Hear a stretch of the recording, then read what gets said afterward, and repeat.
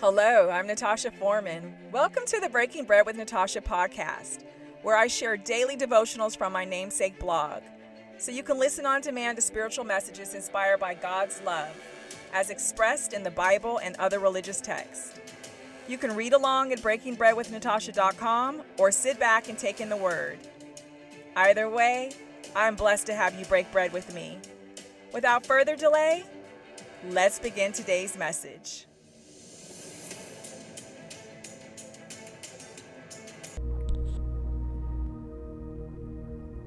Welcome, Breaking Bread family. This is Natasha Foreman. Thank you so much for joining me today. Let's look at the book of Isaiah, chapter 30, line 1. And the translation that I'm reading says, "Woe to the obstinate children, declares the Lord, to those who carry out plans that are not mine, forming an alliance, but not by my spirit, heaping sin upon sin."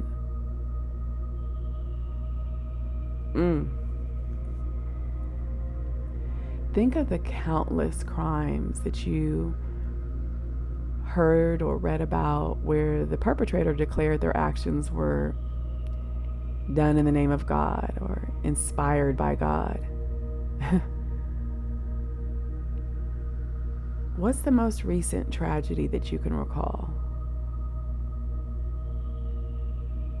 You probably spent a lot of time watching or listening to the news reports about this heinous crime.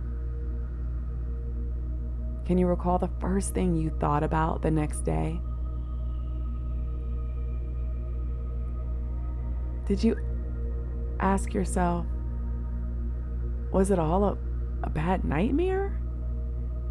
Just to turn on the news or look at the newspaper and be rocked all over again? Whenever I come across a news story about something tragic happening, I'm always stunned, and the next day I wake and wonder if it was just a bad dream. And then I pray.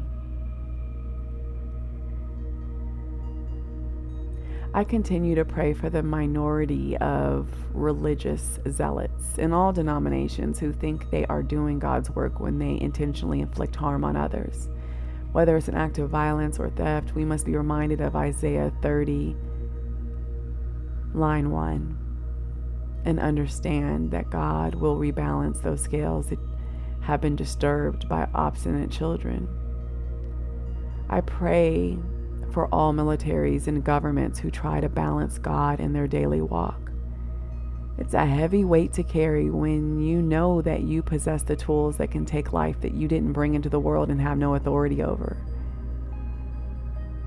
Think about something. If God truly came first,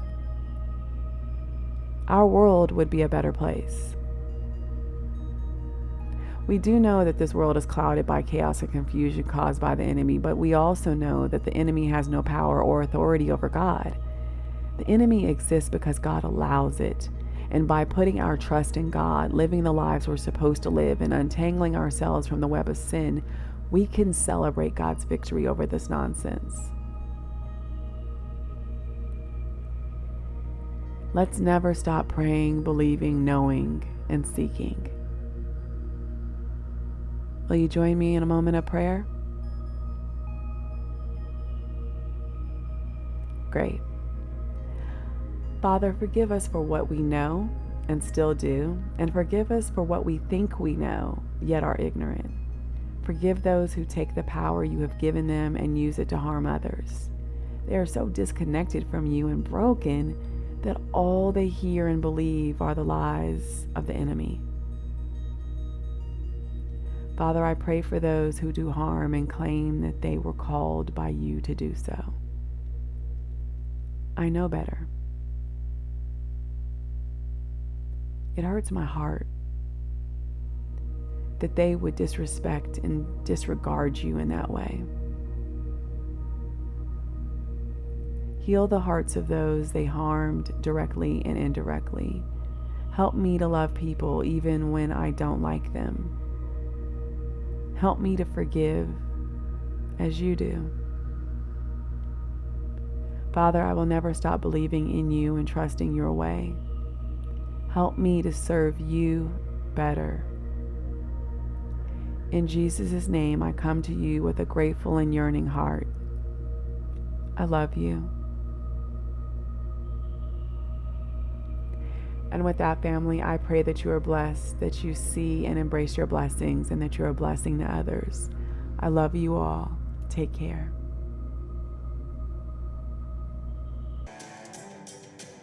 Hi, family. If what I shared in today's message resonates with you, I hope you will share it with others. Feel free to leave positive comments and reviews on my site, breakingbreadwithnatasha.com, and through whichever podcast provider that you're listening to me. Each day, I work to be a better steward and servant. I hope you will join me in sharing God's love and truth and rebuking the enemy's lies. Now go out there and make today an awesome day. I love you all.